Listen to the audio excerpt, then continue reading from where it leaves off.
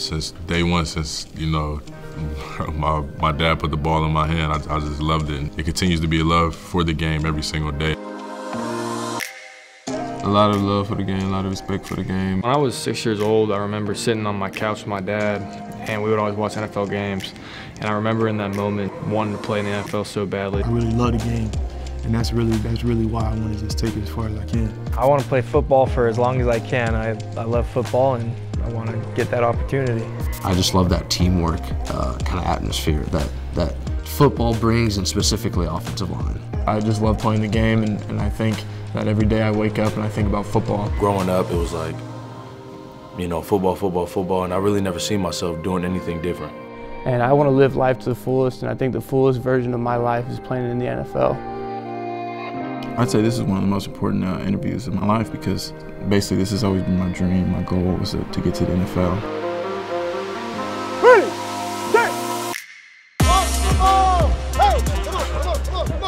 Few of us get to interview for our dream jobs straight from college, much less with the top firms in our professions.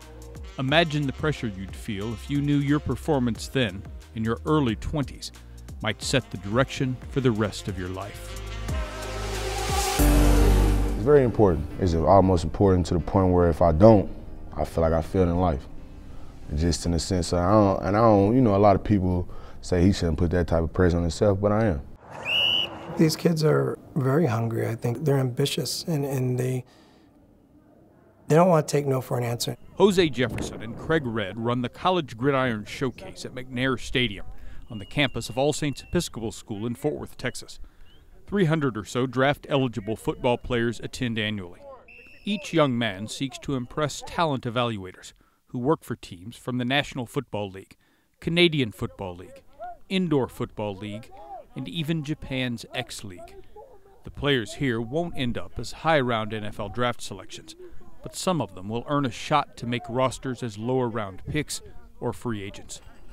The scouts have seen the film from their NCAA or NAIA or Canadian university careers. During this event, these job applicants will get a chance to either build on or overcome what they did as student athletes. The players who normally take the field at a prep school like All Saints may have multiple ways to get into college. Many of the players CGS invites to their event had fewer options, mainly their performances on football fields. Those often came through life routes that didn't follow a playbook. Self-harming was a thing that I went through. Around middle school. Matt Burrell went to Ohio State as a top-tier offensive line recruit. His struggles there led him to finish his college career at an FCS school, Sam Houston State. It left scars on me, and it left scars on me physically, it left scars on me mentally, it's left scars on me, you know, throughout my life. Burrell would begin CGS as part of their small school showcase. It features players from the lower levels of college football who have gone relatively unnoticed. Scouts vote on which 10 of them will earn the right to remain at the event when the higher-rated prospects arrive on Saturday. A big-armed passer from a local NAIA school hopes he'll be one of them. Like Burrell and a number of others, Donovan Isom began his college football career at a larger institution before life got in the way. I started at the University of Utah, coming out of high school. Went to transfer to Southeastern, you know, had some problems back home, and, you know, my mom got really sick, house burned down, and transferred back home, you know, to help out with some things, and got my degree from there, and now at Texas Wesleyan trying to, you know, just trying to show these guys what a guy like me can do on the field as a quarterback. The big numbers Tracy James put up just west of Fort Worth at Abilene Christian got him invited to the CGS main event, something nobody would have foreseen when he arrived in Dallas a decade earlier. I moved down here, I was like 10 or 11, just because my mom got a job out here, and on our way down here, they canceled out on her. So we were here for like 6-7 months, homeless, living at a motel. James became the first in his family to graduate college. For many at the College Gridiron Showcase, a chance to play pro ball would mean achieving a goal barely imaginable at previous points in their lives. I got into a severe car accident where I broke my neck. My parents, they were going through a divorce, and my little brother, he was involved also. I had to go home and make sure everything was right, especially for my little brother. I had to go to the hospital, and I woke up the next day. I was 30 minutes from dying. I'm glad I made it, but it came with the small cost of losing your football season. I woke up in the hospital bed with tubes in my nose, everywhere you could possibly think of, and they said, good news and bad news. Good news, you're gonna make it, you're alive. Bad news, you're not gonna play this year. And I just remember crying in the hospital bed next to my mom. I had a single mom growing up, 5 brothers and sisters, stayed in a 2-bedroom apartment. You know, it was a struggling childhood, and football opened up many doors, you know, that wouldn't have opened up for me if I didn't play this sport. I'm the youngest of 4 boys. All my brothers have spent half their life in prison. I'm 24, my mom spent 23 years in prison, so that explains that. My father's deceased. So, you know, I really had to grow up on my own. Craig Evans went to 4 colleges in as many states, winding up as a dominating NAIA-level performer. Years earlier, Noel Scarlett had excelled for the same university Evans attended. I got kicked out of one college because of character issues. My ability had never been questioned. I was one of the top athletes in Florida. Had a lot of schools recruiting me, a lot of scholarship offers, but I got into some really serious trouble that caused me to be locked up for several years. When I got out, there was only one school that allowed me to come and play, Langston University in Oklahoma. Scarlett overcame his history and played pro ball, including a single NFL game with the Dallas Cowboys. Now, as defensive line coach at the College Gridiron Showcase, he hopes to pass on his knowledge to players like Evans and give them a chance to do at least as much as he did in the game. And he makes certain they hear it. Body, I want to make it shake. Still Johnson. That's what I'm talking about. Right hand. We'll take it. Yeah! Yeah! Take that shit that way. Yeah, let's go. Come on. Let's go. You ain't sure. Keep on push. I told you that. That's what I'm talking about. Yeah! I'm high energy. I'm running all over the place. I'm yelling and screaming because I want them to understand that that's the energies needed to be productive. Scarlett's counterpart on the other side of the ball also played pro football.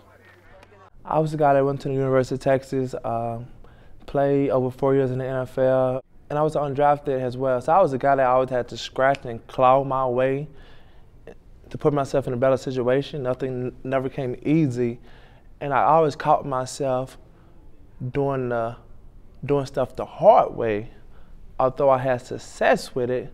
So when I really found out how to do it the easy way, I found that was a gift I could give to younger guys. Like, hey, you've been doing things the hard way. Let me teach you the easier way. For the offensive lineman Donald Hawkins coaches to reach their goals, they must dominate in matchups against Scarlett's men. We need a bigger center.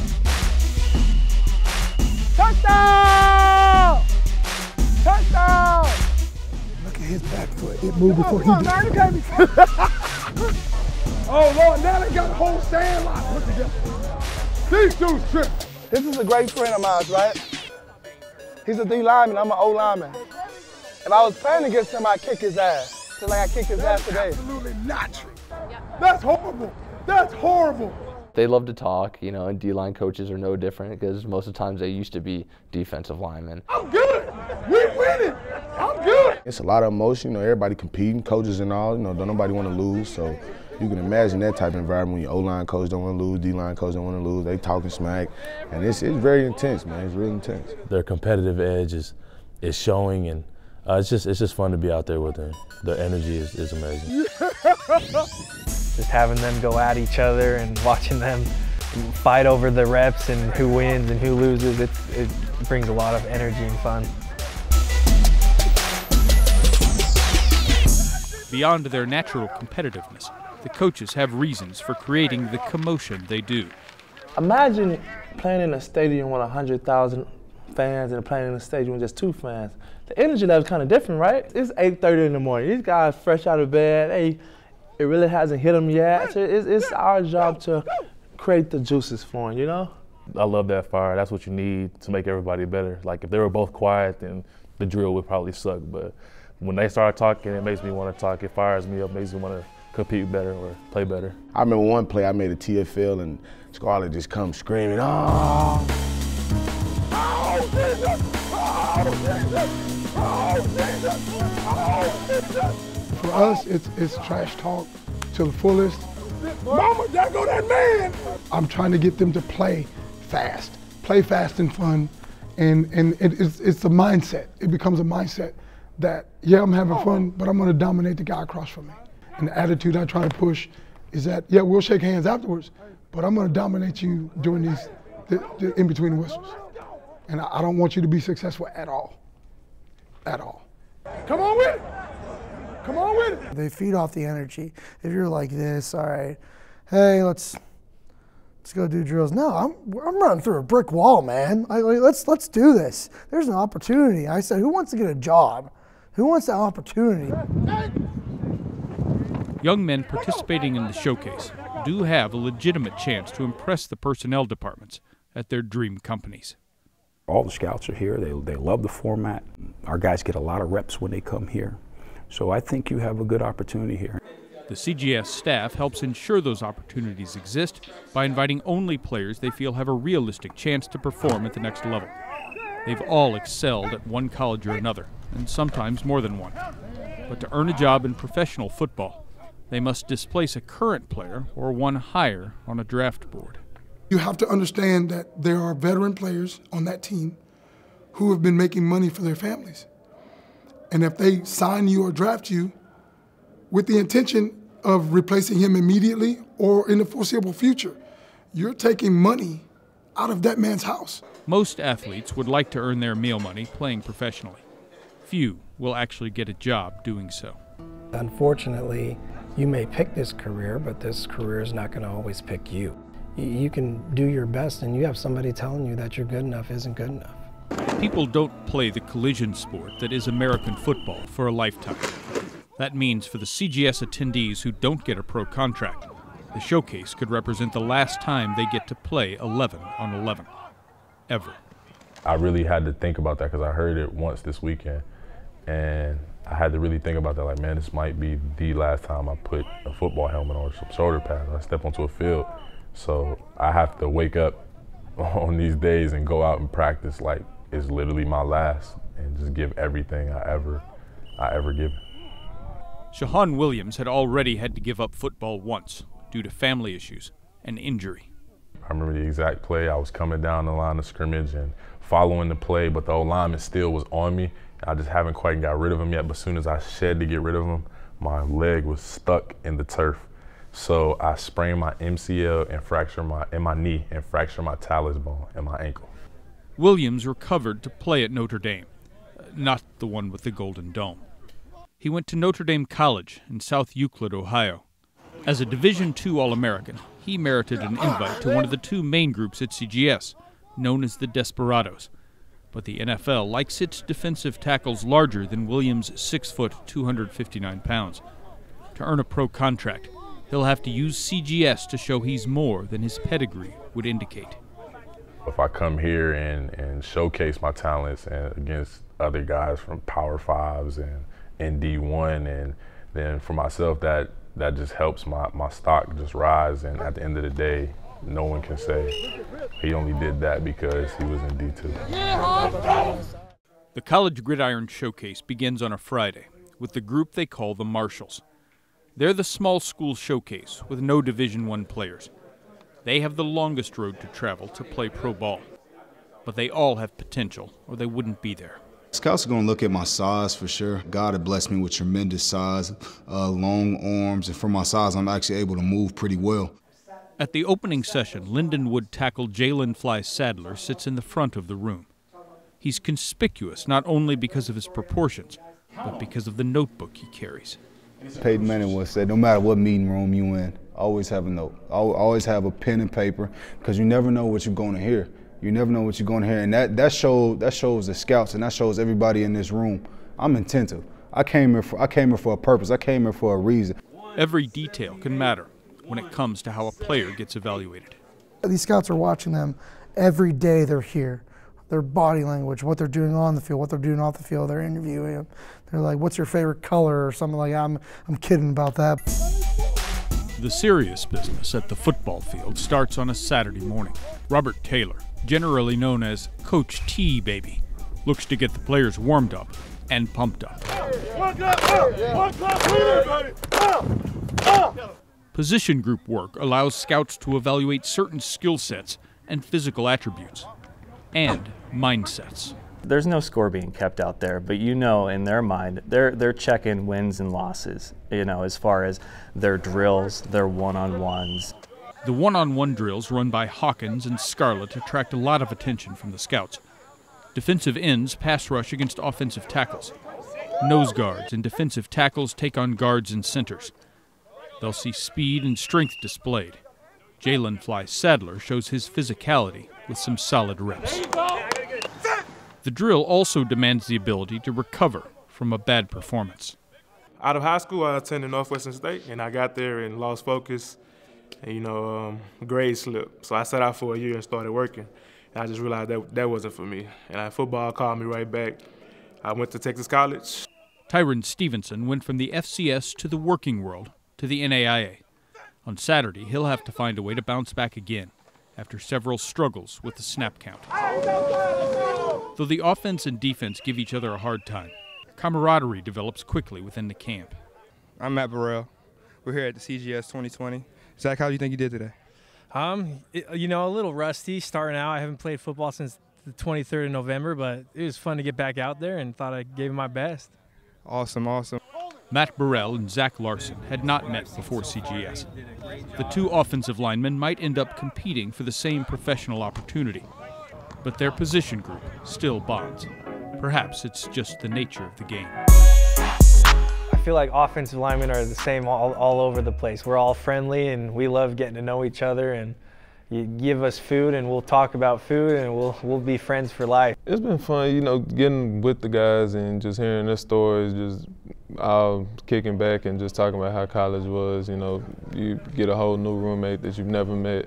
You sitting up there in the room just talking college football. So I feel like it's a cool thing. The Marshalls think playing in the NFL would be a cool thing too, and their best chance to continue in that pursuit comes, appropriately enough, on a Sunday. Oh, it's money day, baby. After a warm-up and a few drills, they'll execute a controlled scrimmage, 11 men on 11. The day before, the quarterback from the hometown school had shown scouts his ability to throw the deep ball. On Sunday, however, Donovan Isom finds his receivers a bit less consistently. He still does some good things, but the scouts can only select 10 players to make the cut and stay at CGS. Along the O and D lines, competitiveness reigns as usual. Hey, listen, Coach T, I'm going to give some love. One play out of 4. No, we blew. One play out of 4. One side glories in sacks, the other in touchdowns. A tense cool-down follows the scrimmage. Former NFLers Tony Banks out of Michigan State and Ricky Williams of Texas Tech encourage the players. And then Jose Jefferson reveals who will stay. Number 25, running back. Isom and Stevenson will not. But scouts do want to see how Jaylen Flye-Sadler's size will play against players from the more prominent schools. Number 74, offensive line. Zach Larson makes the cut. His new buddy does not. Most of the Marshalls do not.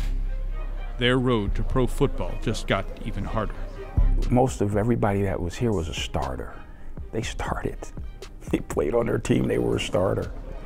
Now you're going to get into a situation as we had our small college group. That's the first time people were ever probably cut. Two new groups of hopefuls join the surviving Marshalls Sunday night. The Desperados and the Wranglers, as CGS has named them, draw their membership from Football Bowl subdivision schools and the highest-rated players from lower classifications. Their situations have much in common with those of their non-athletic peers. We're all leaving college. We're all seniors that either graduate or going to graduate pretty soon, and this is the next phase in life, and all of us want to be playing in the NFL. Obviously, the numbers aren't in favor of every single one of us playing in the NFL, but that's what we want to do. It's basically one long interview for the next 3 or 4 months. And I mean, it's just as important as someone in business trying to get a finance job. The stage of life these guys are in right now is pretty big transition. I mean, I think a lot of them are here at CGS with a lot of hope, filled with dreams, right? And a lot of what if. So I think there's a lot of excitement. I think there's a lot of, probably a little bit of terror, like what's gonna happen. This moment in time could change my life forever. The changes CGS players experience going into pro ball would include some fresh terminology and a few new rules, like narrower hash marks on the playing surface and a legal catch requiring 2 feet in bounds. The quarterbacks might get under center a bit more, but they'll mostly play the same game they have their whole lives. The game hasn't changed. It's football, you know. Football is football. The biggest differences come when they leave their stadiums. It's a life that go on off this field, you know what I mean? When you take them pads off and take that helmet off, you got to jump into the same lane as everybody else. But football, you kind of can blend in, you know what I mean, hide behind the football walls. But when you get out there in life, it's on you. So it was like, man, you got to kind of get from up out of this bubble and kind of, you know, diving into the real life stuff. Over the course of a few days, CGS tries to give its attendees, and in some cases their parents, tools to help them make good life decisions.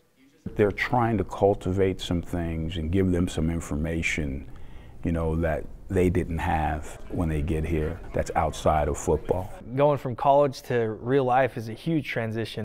It could really go bad for a lot of people. Speakers like wealth manager and former NFL personnel man Rod Newhouse drive home the importance of money management, including the nuances of why professional players with seemingly huge salaries can end up struggling to maintain their lifestyles. The business side of it, it put a new perspective for me. The NFL is not forever, that money is not forever, so you got to be smart with it. I didn't know the average career is 3 years in the NFL, which is extremely short and not something you can live off of for the rest of your life. They talked about that a lot, and I paid really close attention to like the keys, like just saving and not spending on stupid stuff. So I think that's what I'm gonna take either way I go NFL or not. So make sure you got the right structure, the right people around you to get you where you want to go. At some point, you're going to have to put the game down, and these are the tools to be successful when you do that and be able to transition into, you know, into life. It's scary thinking about like, okay, what do I have in 3 months? What do I have in 4 months? What will that be? But they're here slowing it down and just taking it step by steps. They're teaching us financial stuff.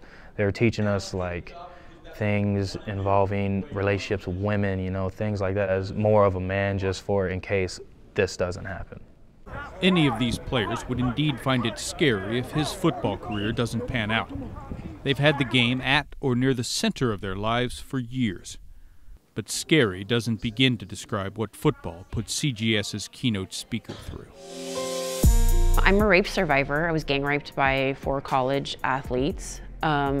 Obviously, you know, something went wrong in their lives, that they felt that they were entitled to my body and to commit that act of violence. The 1998 assault Brenda Tracy described in grueling detail at the College Gridiron Showcase involved members of the Oregon State football team. It went unpunished, due in part to their sports position in the community. She hopes to work with football groups to use the game's own attributes to prevent future sexual assaults. Football in general just has this platform where football could really change the conversation. And instead of us always talking about football as the problem, football players as the problem, what if they were the solution? What if we took all that energy and turned it for good, positive cultural change? Like she said, football is pretty much America's sport right now, and everything about it, you know, guys, we have a role that we play on and off the field. Football players are not known, basketball, all sport, you know, men are known to be, you know, being honest jerks. They use their authority, their power in the wrong way. There's too many women that went through so many bad things, and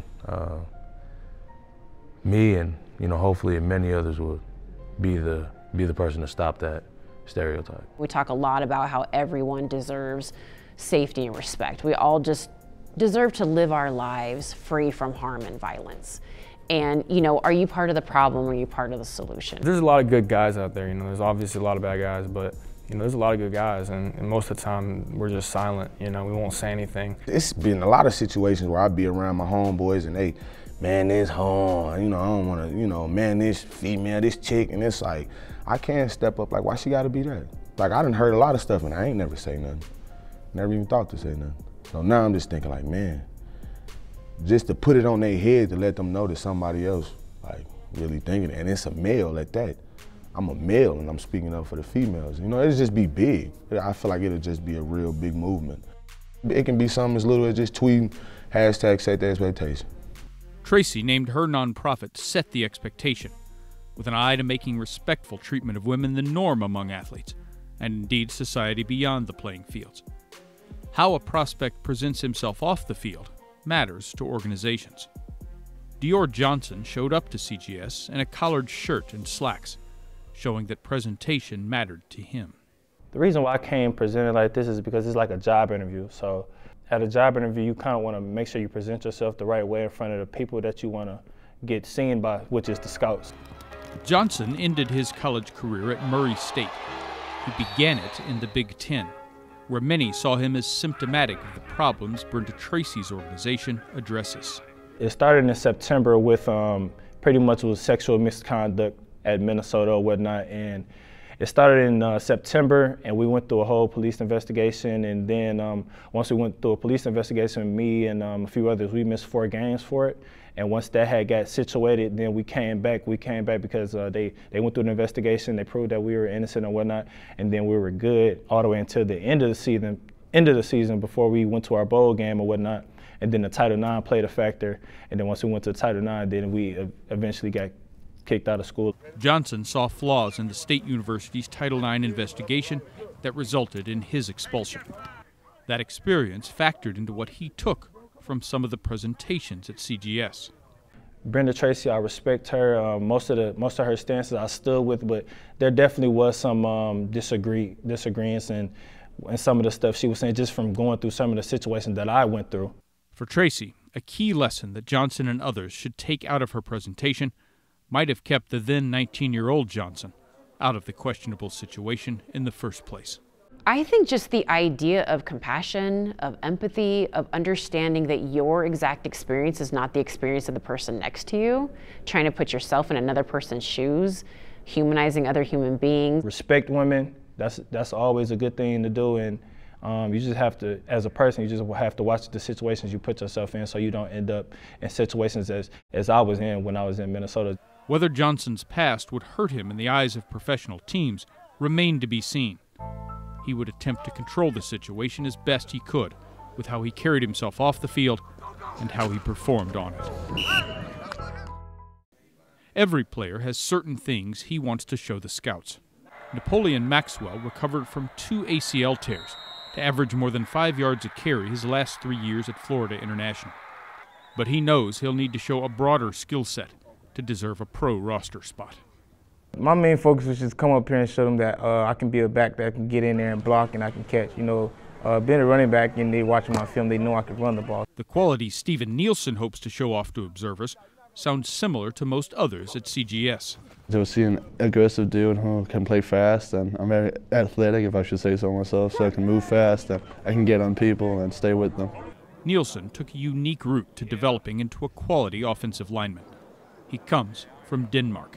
I started playing when I was 14, and I just grew like loving the sports, and I started playing like the national team back home. And then I was 18, I decided that I want to play college football. So I decided that I want to go to US for high school.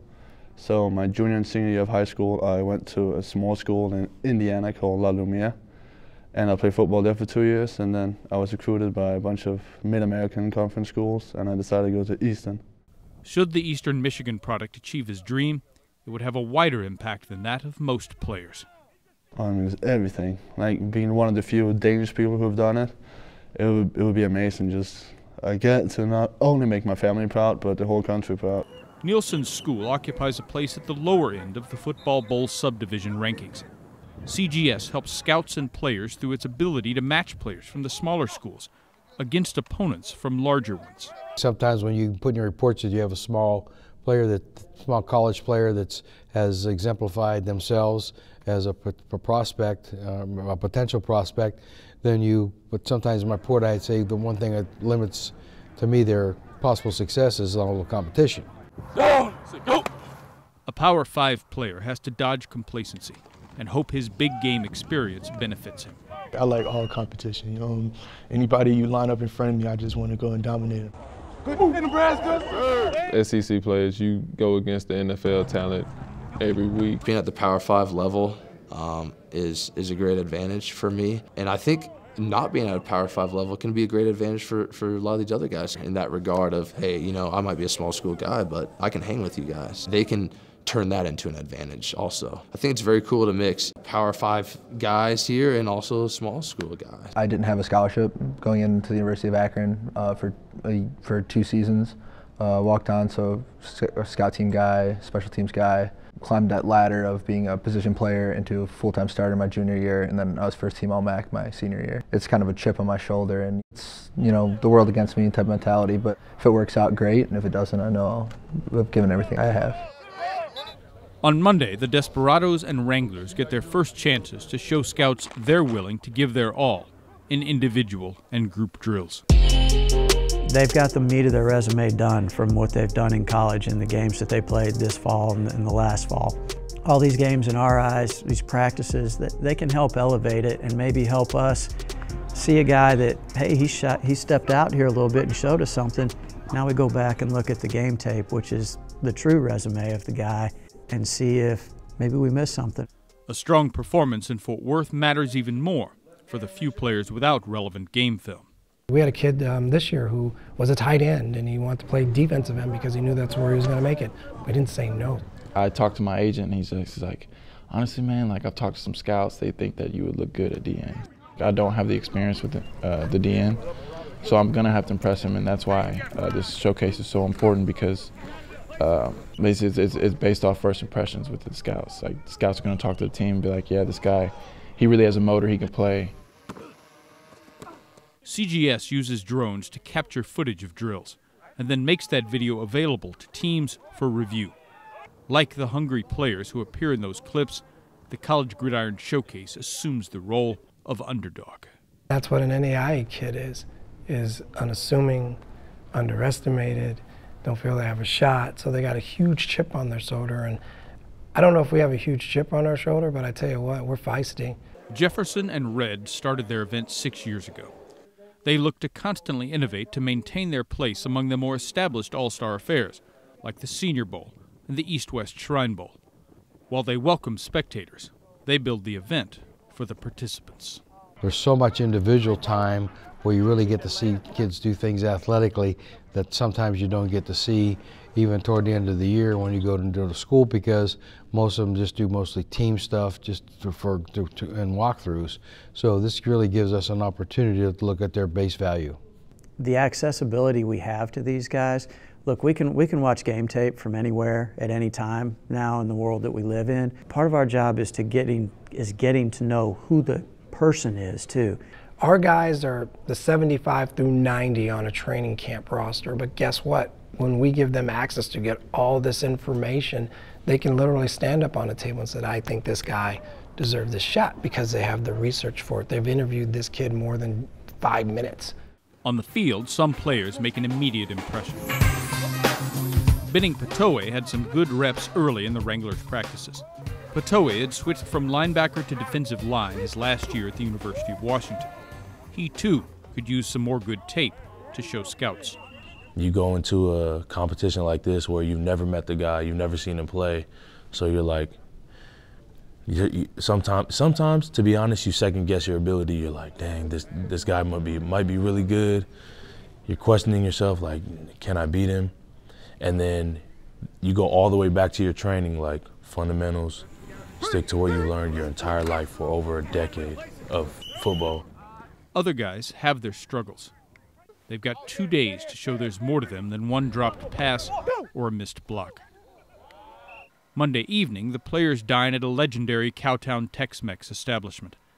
After doing lineman-sized damage to the family-style menu, they gather in a room at the Fort Worth Convention Center. There, they await the call to engage in private conversations with attending teams. Scouts are here to figure out who you are in interviews, so I think you have to show them what you know about the game and how you can express yourself so they can kind of get to know you. Even though it's just a little 15, 20-minute interview, sometimes you get some insight into a guy that, you know, nuggets you didn't get when you were out of school, or people at the school don't know him as much, or for whatever reason you make a connection with a kid and he opens up and tells you a little bit about some of the things he's overcome or not had to overcome. The number one thing is he's not honest. It's not like that we haven't talked to coaches or people in their organization and they found out a lot about some people. So, we will confront young men on certain items. That's the number one thing, because we believe in character real highly. For Tuesday's practice, the Desperados offense matches up against the Wranglers defense and vice versa. The Scouts get to see players take on new opponents in drills. They've now truly gotten to see how the small school guys perform against all levels of competition. Zach Larson holds his own at Garden Center with strength and leverage. CGS measured the Southern Utah product at a shade over 6 feet tall and 310 pounds. Though that sounds massive to most of us, he's at the lowest end of the size scale for NFL interior offensive linemen. He'll have to get some scout to notice his skills and really fall in love with him. I feel like I've kind of been overlooked because I'm a little shorter than what the average center would be, so I take it as a challenge. I just go out there and, yeah, I'm from a smaller school, but I feel like I can compete with anybody, so I feel like I got to prove that, and I definitely have a chip on my shoulder. Jaylen Flye-Sadler has the body mass scouts crave, but having played at Division II Lindenwood, he may have some things to learn to compete at the highest level. It's not always easy. When that guy does it the correct way, he looks amazing, amazing, amazing. And that's one of the defects from going to a smaller school. You don't know what you don't know. And when he picked up on some of the things I tried to teach him, he looked like an NFL pro. So now, just getting him to make it a norm. And he has the size and the length, what NFL look for. Now, you already got a plus. You got what they want. You have the size. Two things the coach always told me that I can't teach: size and speed. You have size. Now, let me teach you how to use your tools. The coaches at CGS must organize and motivate their charges. Beyond that, they try to add a small amount of instruction in the limited time they have. These kids have played college for some pretty darn good coaches and have stayed in the system for 4 years. There is no way we're going to reprogram them in 3 days. Their talents brought them here, so there's no reason to overcoach them. All we're doing is just making sure they've, step by step, they've gotten a little bit better through, little intricacies in their technique or, their effort or whatever. Where am I going to get more power? Here or like this? You want to be square, so here. I'm coming inside, boom, right there. They understand that they only got 3 days with us and they'll never coach us again. So they're very good at, hey, coaching us on the little things, kind of the immediate things that can help us. CGS measured Scott France at 6'5", 309. He faced quality Big 12 competition at Kansas State, and many services rate him as a draftable player. CGS gave him the chance to show scouts a versatility they might not have seen from him yet. I played left tackle. Ever since 5th grade, I've been a left tackle. I've never played anything else. And that was kind of one of my biggest, not my biggest concerns, but their biggest concerns going into this is, man, can he play any other positions? Because is he tall enough to play tackle? Is he long enough to play tackle? So I started off at left guard right away, playing a lot of guard, and I played some tackle too. So I want to show the teams that if they draft me or they pick me up, that I'm not just a one-trick pony. Like, I can do everything. While France might have a little work to do to show the teams how he'll contribute to a roster on the field, he has no concerns about meshing with his teammates off it. Most people know by now that I came out a few years ago, and it was great. I mean, my teammates accepted me. They didn't look at me, and, as a gay man, they looked at me as a great teammate, a great friend, a hard worker, and just a great football player. Ultimately, all the men at the showcase have something in common. They love their sport, and especially the bonds they form with teammates, even ones they've only known a few days. That aspect of the game will stick with them, no matter where they go in their lives after CGS. In a football locker room, you got dudes from every walk of life, every race, every religion, family background. I mean, I'm not the only one with a story. There's a lot of guys who have amazing stories and have been through a lot tougher times than I have. And I think we bond in that way. And, football locker room is a special place, and I mean, I fit right in. The CGS chapter of these players' stories is set to conclude on a Wednesday morning. The College Gridiron Showcase doesn't do it, like other postseason college football all-star events. We don't play a game nobody really cares about. We're not doing the, bringing the staffs in with having these kids sit in these meeting rooms for 2 hours to learn an offense they're going to forget by the time they hit the plane. From an offensive standpoint, we draw up cards based on the offense that we like that NFL offenses do, certain plays, certain zone plays, certain concepts for passing. We try to put everything toward the NFL game as much as possible for them. The way this thing is, the scrimmage is set up, you don't have to worry about TV timeouts, you don't have to worry about TV commercials. So we just go through and we get as many repetitions with these kids as we can see, which really benefits us as scouts, and them too, to show their wares. The way that we do it is it's not scripted. So now you just got to go out and play. It allows the athlete to go out, hey, here's my athletic ability, here's what I'm able to do. Offense competes against defense. I don't know what the problem is. It look like this morning to me, Hawk. But each side seems pretty confident it's winning. Oh, yeah! Scouts get to see who will make plays. Craig Evans makes plays. He has to. There's one at my school right now who's dealing with some off-the-field issues, has all the physical talents in the world, but it's the off-the-field issues that are causing him to get wiped off boards. Did Evans do enough this week to get himself back on draft boards? I feel like coming in, it was never an issue if I could play. You know what I mean? It was always my off-the-field stuff. So I talked to a lot of scouts. I talked to about 8 scouts before we even practiced, and since we... This week I didn't get a chance to actually have a one-on-one meeting with a scout, but I know definitely I left some stuff out here on the field and stuff on film where they can definitely see and be like, okay, this kid Dior Johnson can play ball. Shahan Williams hoped the scrimmage showed he can play some ball too. It's different from getting, winning a one-on-one rep. When I got the sack out here, it was more of a rush. I felt good. At the end of the day, if whatever happens to where an NFL, CFL, XFL, or none, or I'm in the real world with a job, it's just if I knew I gave my all every day towards this process and then just leave it up to God, I know I can live with the results. By the end, a certain coach seems to think the results of the scrimmage indicate his group has dominated. Y'all only scored like 3 times. Yes. Played really well. They learn the defense really quick, and so they just go out and play, run fast. And that's what the NFL want to see. They want to see guys run, make plays. So that's what I try to teach them. The energy I give is to keep them motivated to play hard. It's a lot of scouts here. I came out here and played my heart out, gave everything I had, and I just left it all out here. The offensive side of the ball felt it had its moments as well. I feel like I did really good. I mean, like I said earlier, I'm a shorter guy, so I need to really stand out, and I feel like I've really put my name out there and shown that I'm a physical guy and I can compete with anybody out there. Today was our last scrimmage, and to be honest, it felt pretty good. I feel like I did way better than I did yesterday. Each day when you come out to practice, or even if you come out to a game, you got to focus on one thing. One thing is to get better. I'm so thankful for this opportunity because me coming from a small school and able to come up here and play against bigger school guys, I do believe it showed that I can play at the professional level. Every CGS player hopes he'll play at the next level. They all also know that if they don't, they may never play the game again. That could be my last time ever playing football, and I loved every rep that I got, and just the overall experience I've had here has been amazing. Where we kind of give them a little glimmer of hope is about 32 or 33% of the NFL is undrafted free agents. And there's 1,800 guys there, and that's 600 guys. You got a shot. The NFL's 32 teams all bring in undrafted rookies for a chance to earn one of the 55 roster spots each will have available during the regular season. The CFL and other leagues provide still more opportunities.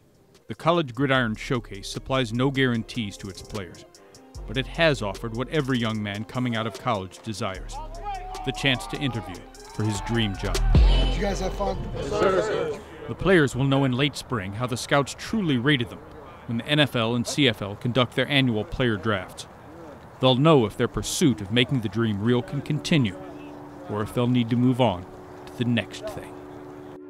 It's a race to the top to even be a priority free agent. So it's like, you really just got to take it within yourself and make a decision. Like, man, is this what I'm finna do? Or am I finna go live my life? Because if this not what I'm finna do, you need to go start living your life. Because if not, you wasting it. I done sacrificed too much now. I done went through too much. I done went through too many lonely days to just say it's over with. I feel like I failed in life. I don't even know how I would be able to operate in life if I just gave up now. Things go wrong, as they sometimes will, when the road that you're trudging seems all uphill, when the funds are low and the debts are high, and you want to smile but you have to sigh, when care is pressing you down the wrong. Rest if you must, but don't you quit. Come again, rest if you must, but don't you quit. I said rest if you must, but don't you quit.